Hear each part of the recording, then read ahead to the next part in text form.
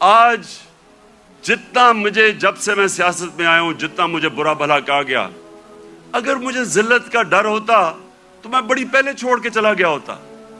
جس طرح کے میرے اوپر ذاتی اٹیکس، ہر قسم کے میرے اوپر جس طرح کی انہوں نے گندگی میرے اوپر پھینکی ہے 20 سالوں میں 26 سالوں میں، کسی اور سیاستدان پہ نہیں پھینکی. فیملی کو نہیں چھوڑا، گھر کی خواتین کسی کو نہیں چھوڑا انہوں نے. لیکن کیا یہ اب آپ کے سامنے ہے، میں اپنی ساری قوم کے سامنے کہہ رہا ہوں، کیا مجھے انہوں نے ذلیل کرنے میں کامیاب ہو گئے؟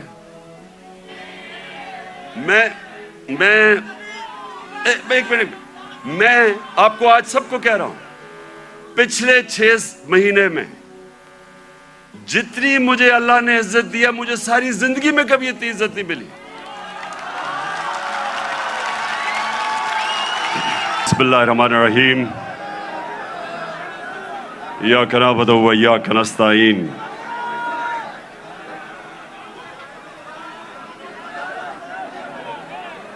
میں آج آپ سب سے، جو اندر بھی بیٹھے ہیں اور جو باہر سارے لوگ کھڑے ہیں،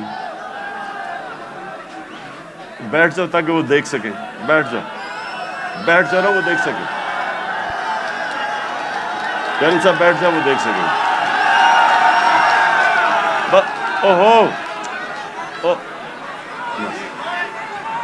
تھوڑا پیچھے. اچھا جی، بسم اللہ الرحمن الرحیم. میں یہ چاہتا ہوں کہ آج بڑی خاموشی سے میری بات سنیں، تاکہ یہ ایک بڑا مبارک دن ہے. اور جو میں آج آپ کے سامنے اپنے نبی صلی اللہ علیہ وآلہ وسلم کے متعلق اور آج اس دن کے متعلق جو بات کروں گا، میں چاہتا ہوں ذرا بڑی خاموشی سے، اور آپ نے ایک ایسے میری بات سننی ہے کہ وہ آدمی جو اپنے بچوں کو جس طرح سمجھانے کی کوشش کرتا ہے، سیدھے راستے پہ لگانے کی اپنے بچوں کو کوشش کرتا ہے، جس طرح باپ یا ماں باپ، وہ یہ نہیں کہ ماں باپ نے زندگی میں کوئی غلط کام نہیں کیے، یہ نہیں کہ ماں باپ کوئی فرشتے ہوتے ہیں، لیکن ماں باپ کی ہمیشہ یہ کوشش ہوتی ہے کہ ہم اپنے بچوں کو اپنی غلطیوں سے سیکھ کے ہم بچوں کو وہ سکھائیں تاکہ وہ غلطیاں نہ کریں جو ہم نے زندگی میں کی تھی.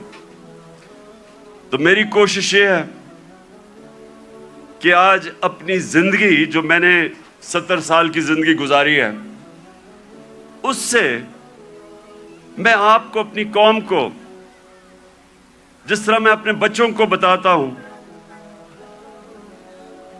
کہ میں نے زندگی سے کیا سبق سیکھے اور میری زندگی سیرت نبی سے بدلی کیسے. میں کوئی اسلام کا اسکالر نہیں ہوں، میں اپنے آپ کو کوئی عالم نہیں سمجھتا، میں اپنے آپ کو ایک طالب علم سمجھتا ہوں جو ہر روز سیکھنے کی کوشش کرتا ہے. لیکن اللہ کا شکر ہے کہ عاشق رسول ہونے کے لیے آپ کو کوئی ڈگری نہیں چاہیے. ہمارے دل میں اگر اس کی اللہ محبت ڈال دیتا ہے تو وہ چاہے ان پڑھ ہو، چاہے کوئی اسکالر ہو، میں سمجھتا ہوں کہ وہ بڑا خوش قسمت انسان ہوتا ہے، کیونکہ اس کی زندگی بدلنی شروع ہو جاتی ہے اگر جب وہ اپنے نبی سے عشق کرتے ہیں اور اس راستے پہ چلیں. تو میں پہلے آپ کو یہ واضح کر دوں کہ میں صرف اپنی زندگی کے تجربے سے آپ کو آج بات کر رہا ہوں اس مبارک دن پہ. کیونکہ دیکھیں، میں نے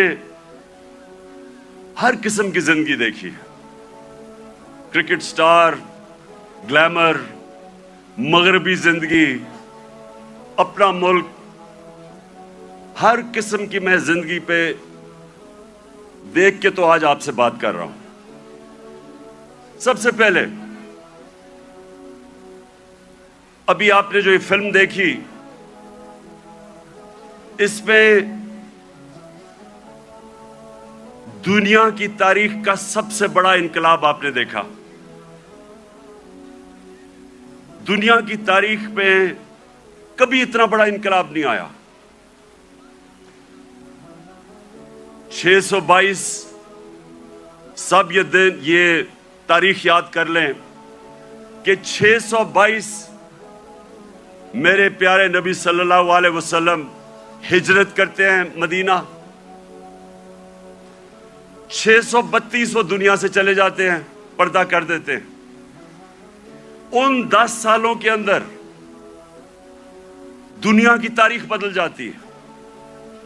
تو جو میں اپنے نوجوانوں کو آج، اپنی یوتھ کو، اپنے بچوں کو، ساروں کو جو میں آپ کے ذہن میں آج ایک چیز ڈالنا چاہتا ہوں کہ وہ کیا تبدیلی آئی ان لوگوں میں جو ابھی آپ نے فلم میں پہلے دیکھا کہ جن کی کوئی حیثیت نہیں تھی، جہالت تھی. 2 سپر پاورز، ایک مغرب میں اور ایک مشرق میں، کوئی بھی حیثیت ان لوگوں کی نہیں تھی. 10 سالوں میں یہ قوم بدلی اور انہوں نے دنیا کی امامت کی، جو آپ نے بعد میں دیکھا کہ ساری دنیا میں چھا گئے. تو وہ کیا چیز تھی؟ وہ ہمارے نبی صلی اللہ علیہ وسلم نے کس طرح ان لوگوں کو تبدیل کیا، کیسے ان کے کیریکٹر بدل گئے، کیسے لیڈرز بن گئے سب. مجھے افسوس سے کہنا پڑتا ہے کہ نہ ہمارے ملک میں، جو واحد ملک اسلام کے نام پہ بنا تھا، نہ ہی مسلمان دنیا پہ اس پہ کام ہو رہا ہے. ہمارے نوجوانوں کو، بچوں کو اسکولوں میں پتہ چلنا چاہیے کہ انہوں نے کیسے انسانوں کو تبدیل کیا. قرآن میں اللہ کہتا ہے، میں کبھی کسی قوم کی حالت نہیں بدلتا جب تک وہ قوم خود اپنی حالت بدلنے کی کوشش نہیں کرتی. وہ قوم کی حالت بدل گئی کیونکہ لوگوں نے اپنے آپ کو بدل لیا اور لیڈرز بن گئے. تو میں آج کوشش کروں گا کہ آپ کو میں پھر سے کہہ رہا ہوں، میں اسکالر نہیں ہوں.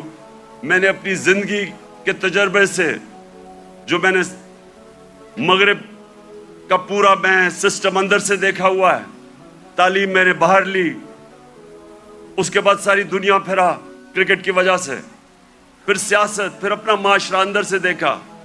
تو میں اب آپ کو اپنے طور پہ بتاؤں گا کہ میرے نبی صلی اللہ علیہ وسلم نے کیسے چینج کیا ان کو.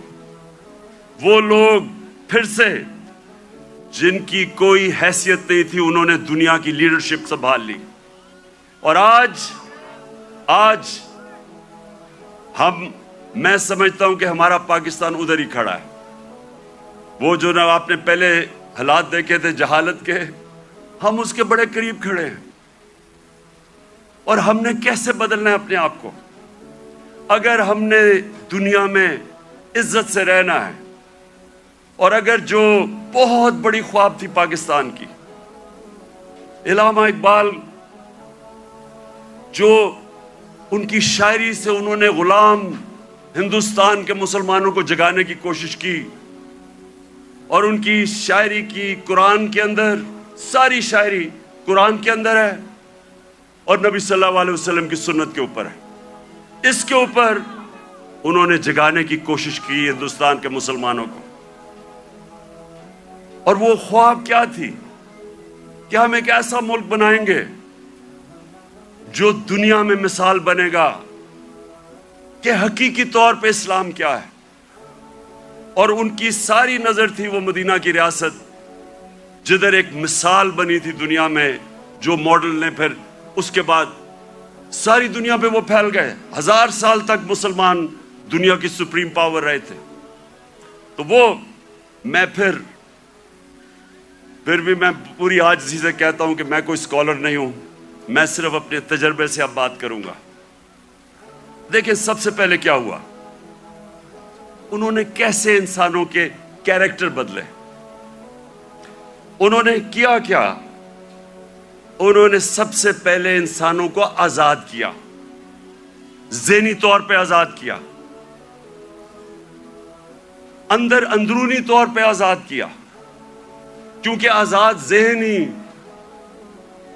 ذہن ہی بڑے کام کرتے ہیں. غلام ذہن کبھی کوئی چیز ایجاد نہیں کرتے. انوینشنز, نئی ایجاد جو چیزیں ہوتی ہیں وہ آزاد مائنڈ کرتے ہیں, غلام نہیں کر سکتا. ایک غلام اچھا غلام ہی بنتا ہے, کاپی کرتا ہے.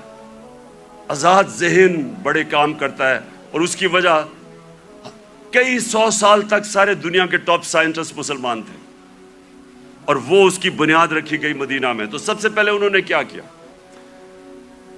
میری زندگی میں جو سب سے بڑی رکاوٹ ایک انسان کی پرواز میں ہے وہ ہے خوف. اور میں بار بار یہ اپنی قوم کو بتاتا رہتا ہوں کہ جو خوف کا بت ہے اس کا توڑنا بڑا ضروری ہے. تو میرے نبی صلی اللہ علیہ وسلم تو جو قرآن تھی وہ چلتے پھرتے قرآن تھے. تو قرآن کے اندر جو واضح طور پہ لکھا ہوا ہے کہ جو لوگ ایمان لے آئے اللہ ان کے خوف دور کر دیتا ہے. خوف کا سب سے بڑا خوف موت کا. اللہ نے کہا زندگی موت میرے ہاتھ میں ہے. لوگ ابھی بھی ڈرتے ہیں موت سے, جب پتہ ہے کہ اللہ نے فیصلہ کیا ہوا کہ جب میں چاہوں گا تو اس سے پہلے نہیں جاؤ گے. عزت ذلت اللہ کے ہاتھ میں. لوگ ڈرتے ہیں کہ ہم ذلیل ہو جائیں گے. میں جب سے سیاست شروع کی لوگ مجھے کہتے تھے جی سیاست بہت بری چیز ہے, آپ کو ذلیل کر دیں گے وہ. اور پھر رسک, لوگ اپنی نوکریاں نہیں چھوڑتے, غلط کام کرتے ہیں, غلط آرڈر لیتے ہیں صرف اس لیے کہ جی میری نوکری نہ چلی جائے, میرا رسک نہ چلا جائے. اللہ نے کہا وہ میرے ہاتھ میں ہے. یہ بڑا امپورٹنٹ ہے آپ کے لیے سمجھنا کہ وہ کیسے چینج آئے مدینہ کے لوگوں. وہ آزاد ہو گئے, ان کی پرواز اوپر جانی شروع ہو گئی. میں اپنی زندگی سے آپ کو بتاؤں, جیسے جیسے اللہ نے, اور جو اس کا سب سے بڑا تحفہ ہے ایمان کا, جیسے جیسے میں نے نبی صلی اللہ علیہ وسلم کی زندگی کو پڑھنا شروع کیا, سیرت نبی کو سمجھنا شروع کیا, تو یہ آہستہ آہستہ میرے بت ٹوٹتے گئے. یہ نہیں کہ میرے میں بھی خوف نہیں تھا, میرے میں بھی خوف تھا. مجھے بھی یہ ہوتا تھا کہ جی لوگ مذاق اڑائیں گے, لوگ ہنسیں گے آپ کے اوپر. مجھے بھی میں تو بلکہ زیادہ, مجھے بچپن میں بہت ہی شرم آتا تھا, تقریر ہی نہیں ہوتی تھی لوگوں کے سامنے. تو مجھے ہمیشہ خوف ہوتا تھا کہ اچھا جی لوگ مذاق اڑائیں گے. جیسے جیسے ایمان آتا گیا, میں نے نبی کی سیرت سمجھتا گیا, آہستہ آہستہ یہ بت ٹوٹتے گئے. پہلا بت جو میرا ٹوٹا وہ یہ کہ یہ جی آپ ذلیل ہو جائیں گے, آپ کو اگر پالیٹکس میں آئیں گے آپ ذلیل ہو جائیں گے. یہ جو بت ہے یہ میں آپ سب کو آج بتا رہا ہوں, یہ اس لیے کہ ہماری ایمان کمزور ہوتا ہے. آج جتنا مجھے, جب سے میں سیاست میں آیا ہوں, جتنا مجھے برا بھلا کہا گیا, اگر مجھے ذلت کا ڈر ہوتا تو میں بڑی پہلے چھوڑ کے چلا گیا ہوتا. جس طرح کے میرے اوپر ذاتی اٹیکس, ہر قسم کے میرے اوپر, جس طرح کی انہوں نے گندگی میرے اوپر پھینکی ہے 20 سالوں میں, 26 سالوں میں, کسی اور سیاستدان پہ نہیں پھینکی. فیملی کو نہیں چھوڑا, گھر کی خواتین کسی کو نہیں چھوڑا انہوں نے. لیکن کیا یہ اب آپ کے سامنے ہے, میں اپنی ساری قوم کے سامنے کہہ رہا ہوں, کیا مجھے انہوں نے ذلیل کرنے میں کامیاب ہو گئے؟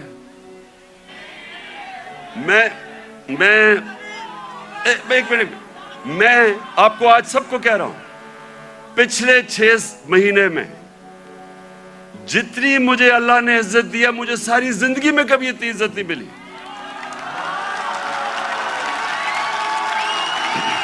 تو اس کا تو میں آپ کے سامنے ہوں. سنیں غور سے سنیں.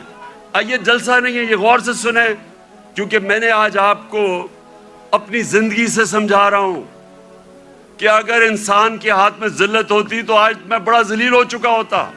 میڈیا یہ کنٹرول کرتے ہیں, میڈیا کو پیسے یہ دیتے ہیں, لفافے دیتے, مجھے تو ذلیل ہو جانا چاہیے تھا. میں اس لیے اپنی قوم کو کہہ رہا ہوں کہ کبھی اپنے یہ جو بت ہے کہ جی مجھے کوئی ذلیل کر دے گا, یہ یاد رکھے اللہ نے اپنے ہاتھ میں رکھی ہوئی عزت اور ذلت. دوسری چیز موت کا ڈر. سب کی طرح مجھے بھی موت کا ڈر تھا. میں جب پالیٹکس میں آیا اس سے پہلے میں نے اس خوف کے اوپر قابو پایا, کیونکہ میرا ایمان جیسے جیسے مضبوط ہوتا گیا میرا یہ خوف جاتا گیا. اور میں جب اس نتیجے پہ آیا کہ جب اللہ کا فیصلہ ہوگا اس سے پہلے مجھے کوئی نہیں لے جا سکتا, تب میں سیاست میں آیا. میں کینسر ہاسپٹل میں 5 سال میرا آفس تھا. میں نے جب کینسر ہاسپٹل بنایا 5 سال میرا آفس تھا وہاں. اپنے سامنے میں نے دیکھا 3 میرے دوست وہاں آئے اچھے بھلے چیک اپ کروانے کے لیے, اور 6 مہینے میں تینوں چلے گئے. تو یہ جو ہم سمجھتے ہیں کہ ہم اگر سیف کھیلیں گے تو شاید ہم موت سے بچ جائیں گے, یا کہ ہم اگر اپنے ایمان کے مطابق چلیں گے تو شاید جلدی موت آ جائے, یہ غلط فہمی میں نکال دیں اپنے ذہن سے. یہ سب سے بڑا خوف ہے اور یہ انسان کو روکتا ہے بڑے کاموں سے. اور تیسری چیز یہ رسک کہ جی میری نوکری چلی جائے گی, پیسہ کدھر سے آئے گا. محنت انسان کرتا ہے, فیصلہ اللہ کرتا ہے. تو یہ جو 3 چیزیں ہیں یہ انسان کو آزاد کر دیتی. اور پھر جو بڑا بت ہے, میں کا بت, جو انسان اپنے سے باہر نہیں نکلتا, جو سب سے بڑی جہاد ہے, جہاد اکبر, اپنی نفس کے خلاف, اپنی میں کو کنٹرول کرنے کے لیے. یہ بہت بڑا بت ہے. اپنی ذات کے لیے, اپنے آپ کے لیے انسان سمجھتا نہیں ہے کہ اس کو اللہ نے کتنا بڑا مقام رکھا ہے. اس کی ویژن, جو انسان اپنے لیے زندگی گزارتا ہے وہ چھوٹا سا انسان بن جاتا ہے. جتنا مرضی اللہ اس کو نواز دے, جتنے مرضی پیسے دے دے, علم دے دے, جو اپنی ذات کے لیے زندگی گزارتا ہے وہ آج تک دنیا کی تاریخ میں بڑا انسان نہیں بن سکا. لوگ کس کو یاد رکھتے ہیں؟ ہم بڑے ہو رہے تھے لاہور میں تو سارے گنگا رام کو یاد رکھتے تھے. گنگا رام کو کیوں؟ اس نے ہسپتال بنایا تھا انسانوں کے لیے. سارے جو اللہ کے برے صغیر میں بڑے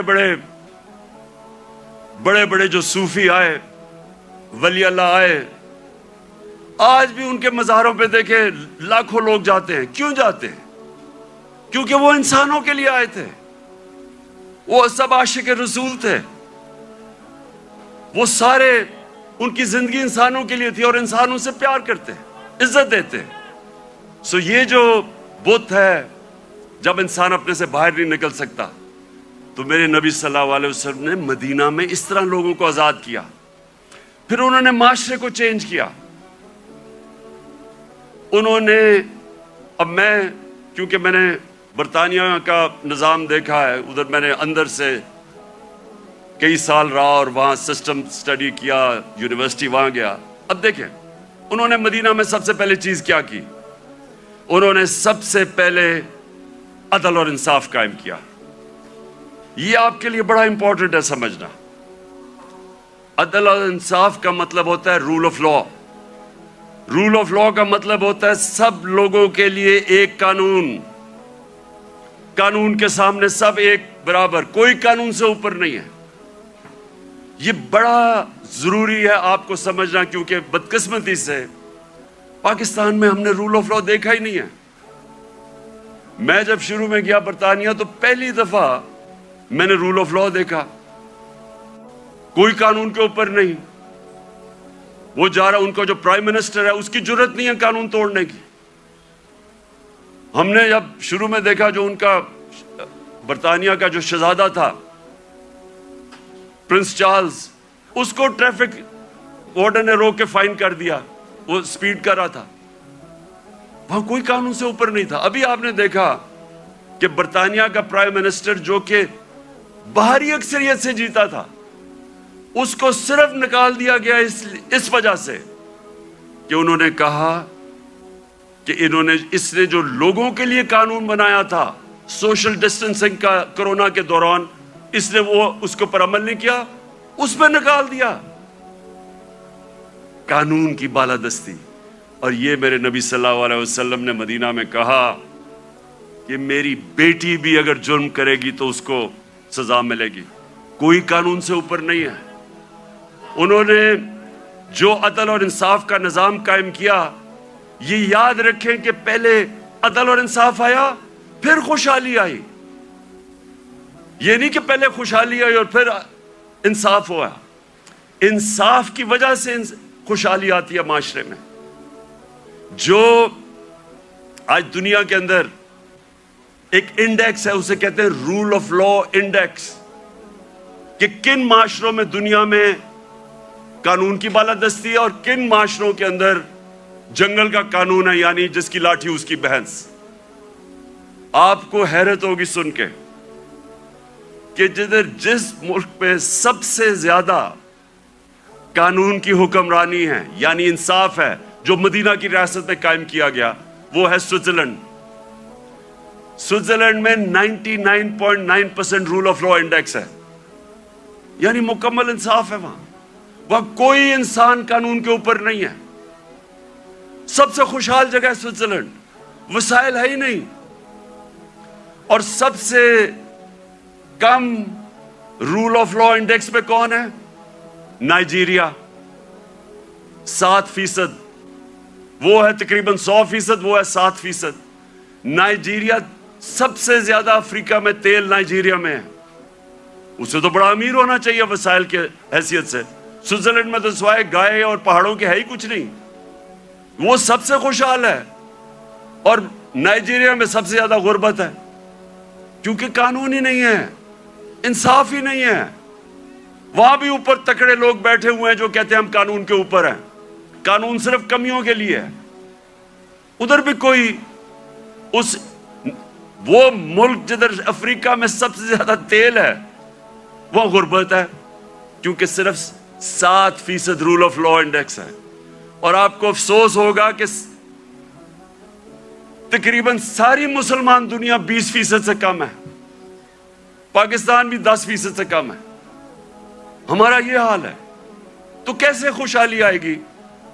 کیونکہ ہم نے جو میرے نبی صلی اللہ علیہ وسلم نے مدینہ کی ریاست میں جو پرنسپل سیٹ کیے تھے, نمبر 1 تھا انصاف.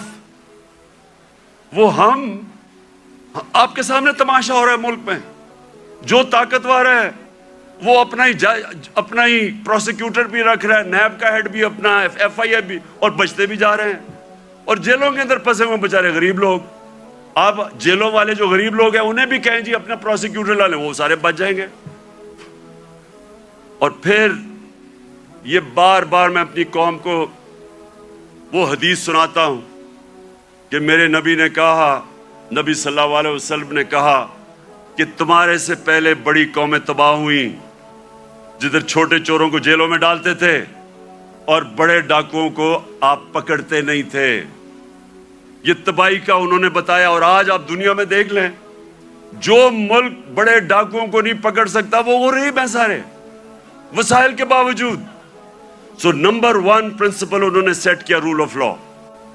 نمبر 2, اور رول آف لا کے ساتھ میرٹ, کیونکہ جدھر انصاف ہوتا ہے ادھر ہی میرٹ ہوتی ہے. آج آپ مغربی یہ ملک پہ چلے جائیں, سارے جتنے امیر ملک ہیں سب 90% سے زیادہ رول آف لا ہے, اور رول آف لا کے ساتھ میرٹ آ جاتی ہے. اور دوسری چیز, میرے نبی صلی اللہ علیہ وسلم نے امر بالمعروف و نہی عن المنکر, وہ جو اللہ کا حکم ہے کہ ساری عوام کو اللہ کا فرمان ہے کہ تم نے اچھائی کے ساتھ کھڑا ہونا ہے اور برائی کے خلاف کھڑا ہونا ہے. یہ ہے بیسز ایک مہذب معاشرے کی. میں اب آپ کو بتاؤں، میں نے جو انگلینڈ میں دیکھا، کیونکہ میں نے پھر سے آپ کو کہوں اندر سے میں نے وہ معاشرہ دیکھا. ایک دفعہ کسی آدمی کے اوپر یہ الزام لگ جائے کہ اس نے چوری کیا ہے، کرپشن کیا ہے، وہ جو مرضی ہو، سارا جو اس کے دوست بھی ملنا چھوڑ دیتے ہیں، ان کے ملنے والے بھی ان کو ملتے نہیں ہیں، وہ جاتے ریسٹورنٹس میں جاتے ڈرتے ہیں. کیوں ہمارے وہ جو باہر گئے ہوئے ان کو واضح پڑتی ہیں، جو ہمارے باہر بیٹھے ہوئے ہیں کیوں وہ واضح پڑتی ہیں؟ کیونکہ سنیں کیوں پڑتی ہے؟ کیونکہ وہ اس معاشرے میں ہوتا ہی ایسے ہے. اگر کسی کے اوپر یہ لگ جائے کہ اس نے پبلک کا پیسہ چوری کیا ہے، کرپشن کا مطلب ہوتا ہے پبلک کا پیسہ چوری کرنا، وہ کہیں نکل ہی نہیں سکتا، کیونکہ وہ قوم امر بالمعروف پہ چلتی ہے. ایک میں آپ کو مثال دیتا ہوں، امریکہ کے اندر ایک تھا برنی میڈوف، اربوں ڈالر پتی تھا. ساری سوسائٹی میں سارے بڑے بڑے فلم سٹارز سوسائٹی کے سارے اس سے ملتے تھے، تصویریں کھچاتے تھے. امیر ترین امریکہ کا آدمی تھا. اس کے اوپر فلم بھی بنی ہوئی ہے نیٹ فلکس پہ. وہ برنی میڈوف کئی سالوں کے بعد پتا چلا جناب اس نے فراڈ سے پیسہ بنایا تھا. پتا چلا کہ اس نے فراڈ سے پیسہ بنایا تھا. لوگوں کو تو چھوڑے نا کہ لوگ اس سے سارے دنیا بھاگ گئی اور وہ جیل میں چلا گیا. اس کی بیوی نے اس کو طلاق دے دی. اس کے ایک بیٹے نے خودکشی کر لی کہ میں دنیا کے سامنے نہیں جا سکتا. اس کا دوسرا بیٹا گھر کے اندر بند ہو گیا، 2 سال میں بیمار ہو کے مر گیا. کیونکہ ہم پبلک کے سامنے کیسے جائیں گے؟ سنگاپور کے اندر ہمارے ساتھ تقریباً ہماری تھوڑی دیر کے بعد آزاد ہوا تھا. سنگاپور کے پاس ایک ایسا پرائم منسٹر آ گیا، لی کوان یو. اس نے آتے ساتھ ہی قانون کی بالادستی قائم کی. سنگاپور اور پاکستان کا ایک ہی جتنا تھا ہمارا جو اوسط آمدنی پر کیپٹا انکم ہماری اور سنگاپور کی ملتی تھی، ایک ہی جتنی تھی آج 60 کی دہائی میں. ایماندار پرائم منسٹر آیا، قانون کی بالادستی قائم کی. جیسے ہی آپ قانون کی بالادستی قائم کرتے ہیں کرپشن ختم ہو جاتی ہے. وہ سنگاپور کا ایک منسٹر، اس کا اپنا دوست تھا، وہ پکڑا گیا کرپشن میں. اس دوست کو، وہ پرائم منسٹر کا دوست تھا، جیسے وہ پکڑا گیا اسے پتا تھا کہ میں اب بچ نہیں سکتا، حالانکہ میں پرائم منسٹر کا دوست ہوں. اس نے خودکشی کر لی کہ اب میں معاشرے میں کیسے جاؤں گا، کیونکہ معاشرے میں امر بالمعروف ہے. عوام کھڑی ہو جاتی ہے اچھائی کے ساتھ.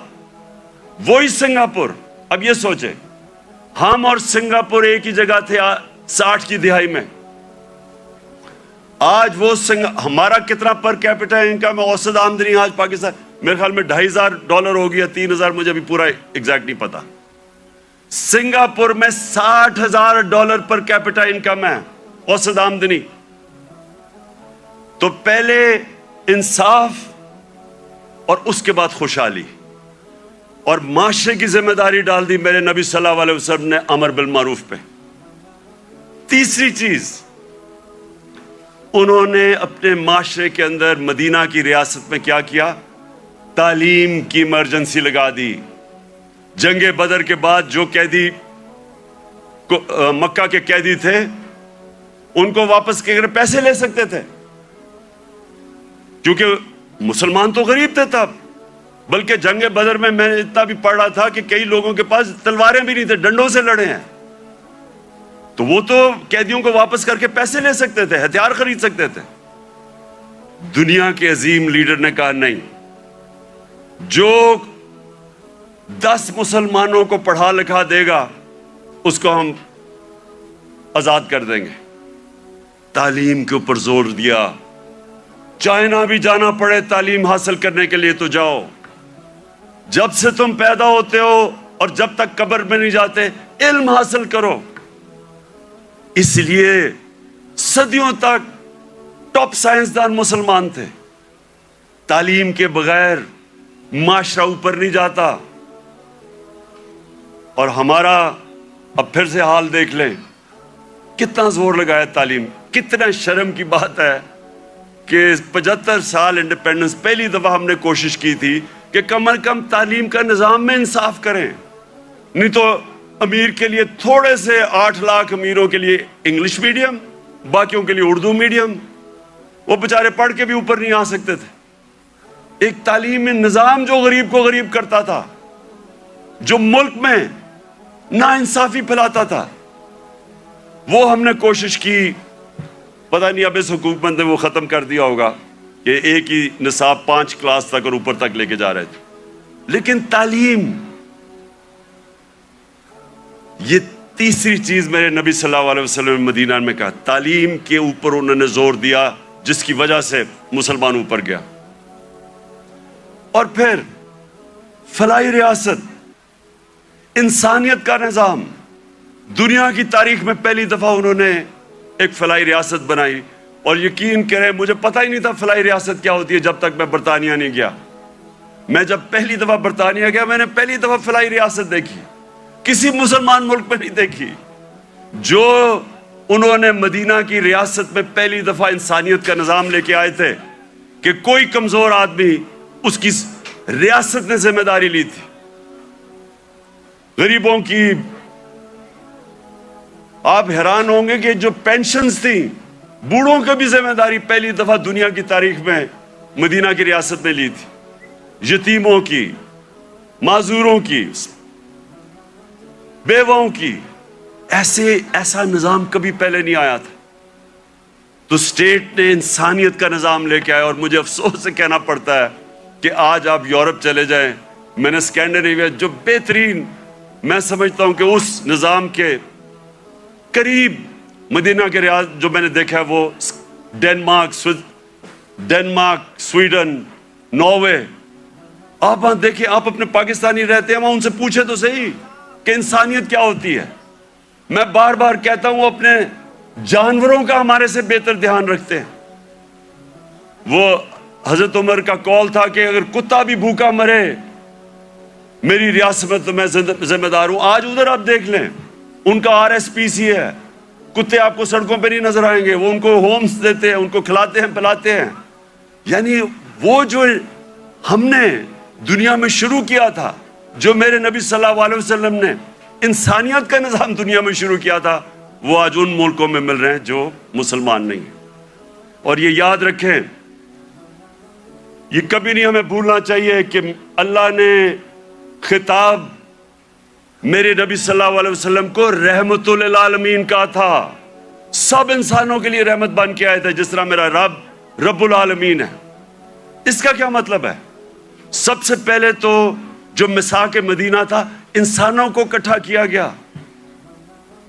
جو میثاق مدینہ چارٹر, مدینہ کا جو چارٹر تھا, جو پہلی کانسٹیٹیوشن تھی, بلکہ دنیا میں کہتے ہیں کہ دنیا میں پہلی کانسٹیٹیوشن تھی, اس میں انسانوں کو اکٹھا کیا گیا. وہاں عیسائی تھے, وہاں مسیح برادری تھی, وہاں یہودی تھے, ان سب کو اکٹھا کیا گیا. انسانوں کو تقسیم نہیں کیا گیا, اکٹھا کیا گیا. تو یہ لیڈر کی نشانی ہوتی ہے کہ لوگوں کو, انسانوں کو اکٹھا کرتا ہے, تقسیم نہیں کرتا. لیکن اس کا ایک اور بھی مطلب ہے کہ جو بھی معاشرہ میرے نبی صلی اللہ علیہ وسلم کے احکامات پہ چلے گا, جو بھی ان کی سیرت پہ چلے گا, وہ مسلمان ہیں یا نہیں ہیں, اللہ کی ان کی برکت آ جائے گی ان کے اوپر, کیونکہ وہ رحمت للعالمین تھے. اگر صرف ان کی سیرت پہ چل کے مسلمانوں کو فائدہ ہونا تھا تو اللہ ان کو رحمت للعالمین نہ کہتے, رحمت المسلمون ہوتے وہ. تو اس لیے آج اگر آپ دیکھتے ہیں ملکوں کی خوشحالی, آپ دیکھیں کہ کتنی طور پہ وہ میرے نبی صلی اللہ علیہ وسلم کی سیرت پہ چل رہے ہیں.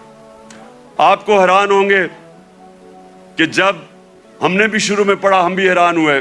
میں نے بہت پہلے پڑھا. محمد عبدو بڑا اسکالر تھے, بہت بڑے عالم تھے اسلام کے. وہ جب پہلی دفعہ یورپ کوئی 125 سال پہلے گئے اور مصر سے گئے, تو جب وہ مصر واپس آئے انہوں نے کیا کہا؟ انہوں نے کہا میں یورپ گیا تھا, وہاں مسلمان تو نہیں نظر آئے لیکن بڑا اسلام نظر آیا. اور جب واپس مصر آئے تو کہتے مسلمان تو بہت ہیں, اسلام بہت کم نظر آ رہا ہے. تو ہم پاکستانی جدھر آج کھڑے ہیں, ہمارے پاس ایک راستہ ہے.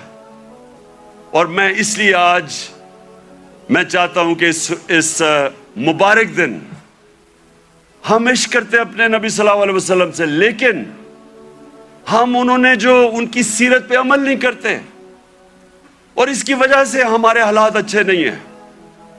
اور میرا یہ ایمان ہے کہ جب تک ہم وہ جو انہوں نے راستہ بتایا اس پہ نہیں چلیں گے, ہمیں عزت نہیں ملنے لگی. پرائم منسٹر باہر جاتا ہے اور بھیک مانگ رہا ہوتا ہے, جی مجھے پیسے دے دو نہیں تو ہمارا ملک تباہ ہو جائے گا.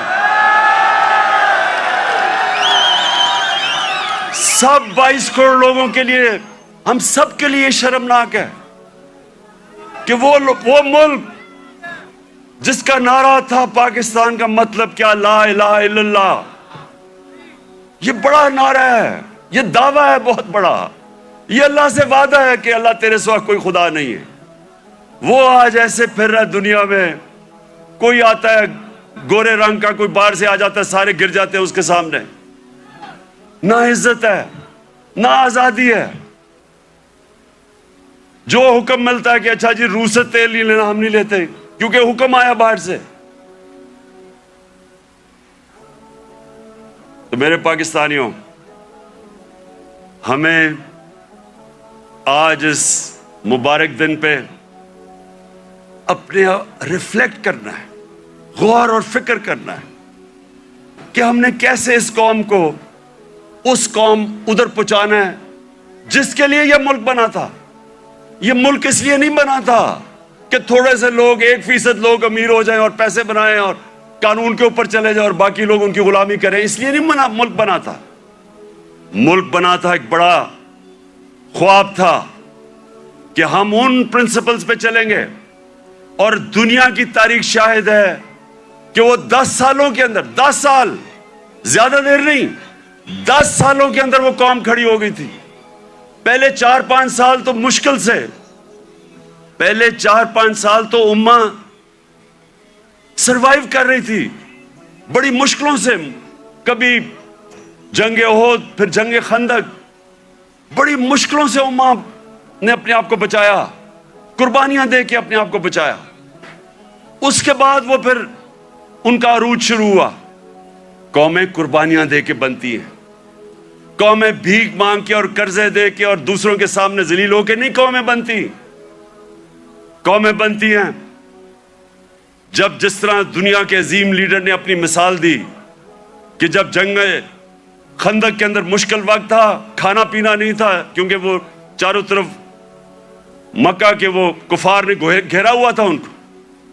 تو لوگوں کو کہا پیٹ ایک پتھر باندھو پیٹ پہ, اپنے پیٹ پہ 2 پتھر باندھے ہوئے تھے. لیڈر نے قربانی دے کے اپنی قوم کو کھڑا کیا تھا.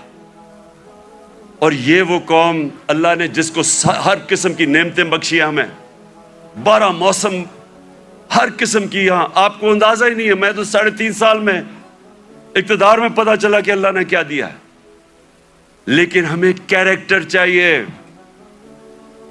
ایک کیریکٹر چاہیے ایک بڑی قوم بننے کے لیے, جو ہمارے نبی صلی اللہ علیہ وسلم نے ان کو آزاد کیا تھا, ان کا کیریکٹر اٹھایا تھا. ایسا کیریکٹر تھا کہ انڈونیشیا اور ملیشیا کے اندر کوئی مسلمان فوج نہیں گئی, صرف مسلمان تاجروں کی وجہ سے, ان کے کیریکٹر کو دیکھ کے لوگ مسلمان ہو گئے. حضرت معین الدین چشتی جب راجپوتانہ میں آئے تو وہاں تو کوئی مسلمان ہی نہیں تھا, راجپوتانہ میں تو کوئی مسلمان نہیں تھا. جب وہ گئے تو لاکھوں لوگ ان کے جنازے پہ آئے. کیریکٹر سے انہوں نے بدلا. جو ساری جو 10 سال تھے 622 اور 632 ٹوٹل لوگ کہتے ہیں جی تلوار سے اسلام پھیلا. جو ٹوٹل جو مسلمان اور جن کا مقابلہ تھا مخالف, جو ٹوٹل لوگ جنگوں میں مرے تھے وہ 1200-1300 تھے. 1200-1300 10 سال میں لوگ جنگوں میں مرے تھے. فکری انقلاب تھا, ذہن بدل گئے تھے, اور ذہنوں نے انسان کو بڑا انسان بنایا تھا, آزاد ذہنوں نے. تو آج میں اس لیے یہ بڑا مبارک دینا ہے کہ ہم سب کو آج اپنے ملک کو اٹھانے کے لیے اپنا کیریکٹر غور کرنا چاہیے کہ ہم اپنے آپ کو کیسے بدل سکتے ہیں. نبی کی سیرت پہ چلیں. میں نے رحمت اللہ عالمین اتھارٹی بنائی. مقصد اس کا کیا تھا کہ ہمارے بچوں کو سیرت نبی سے ان کا کیریکٹر مضبوط کریں. یونیورسٹی کالجز کے اندر ڈیبیٹس ہوں, سارے ڈسکس کریں. ہمارے انٹلیکٹ, ہماری جو اسکالرز ہیں وہ ڈسکس کریں کہ اللہ نے کیوں ہمیں حکم دیا ہوا ہے کہ نبی کی سنت پہ چلو ہماری بہتری کے لیے, اور وہ کیا انہوں نے قدم کیا کرے, کیسے چینجز کیے. ایک ایسے اتنی دنیا میں اتنے تھوڑے وقت, دنیا کی تاریخ میں اتنے تھوڑے وقت کبھی اتنے گریٹ لوگ نہیں آئے. ہر انسان کوئی نہ کچھ بن گیا. اگر یہ مغرب میں ہوتے آج یہ فینومینا تو ایک کے اوپر کتابیں لکھی جا رہی ہوتی. حضرت خالد بن ولید پہ کتابیں لکھی جا رہی ہوتی, ان کے اوپر پتہ ریسرچ ہوتی کہ وہ کیا تھا, کبھی وہ جنگ ہی نہیں ہارے, اور ہر کوئی جنرل بن گیا. حضرت بلال 2 کیمپینز میں وہ لیڈ کر کے گئے, ایک غلام ایک جنرل بن گیا. اس کے اوپر کبھی کام نہیں کیا, ہمارے اسکالرز نے نہیں کام کیا. رحمت اللہ عالمین اتھارٹی کا مطلب ہی یہ تھا کہ اسکالرشپ آئے اور وہ کام کرے اس پہ, تاکہ اپنے یوتھ کو تو بتائے. کیونکہ اگر آپ نہیں بتائیں گے, ان کے اوپر تو مغربی کلچر کی جلغار ہوئی ہے.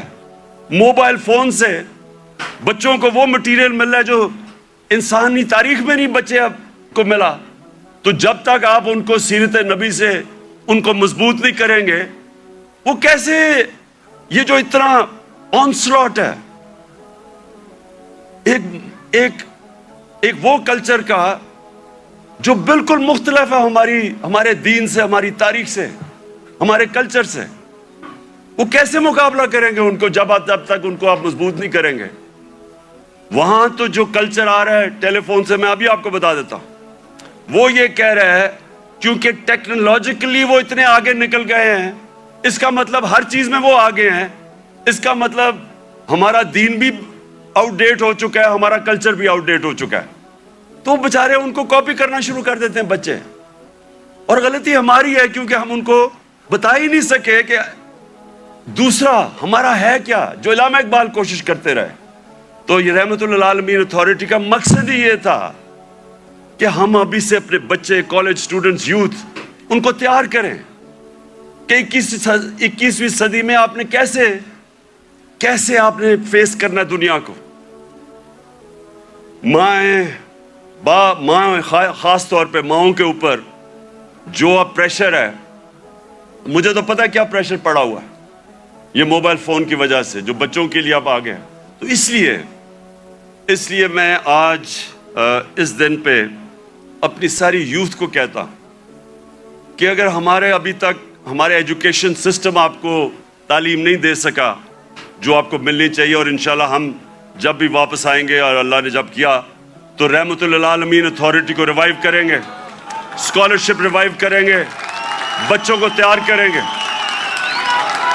اور میں یہ چاہتا ہوں, دیکھیں آخری بات میری جو آخری بات ہے وہ یہ سن لیں. یہ تو اللہ کا سب سے بڑا تحفہ ہے کہ وہ کسی کو ایمان دیتا ہے یا نہیں دیتا.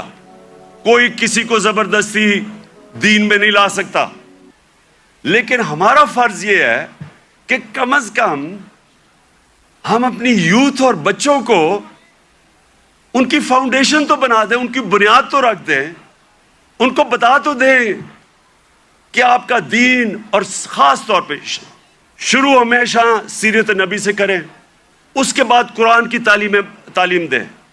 سیرت نبی ایک ایسی چیز ہے جو میں اپنے آپ سے کہہ رہا ہوں کہ میری تو پہلے مجھے نبی کی سیرت میں نے پڑھی اور سمجھی, ان کی تاریخ, ان کی زندگی, پھر مجھے قرآن کی سمجھ آئی.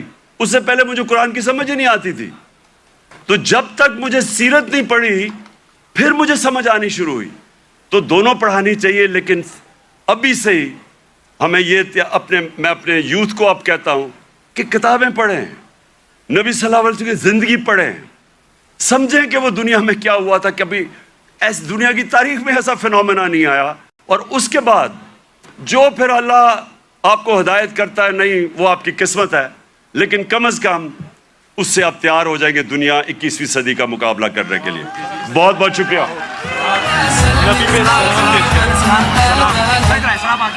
سلام سلام سلام. اب ہم سب مل کے سلام پیش کریں گے.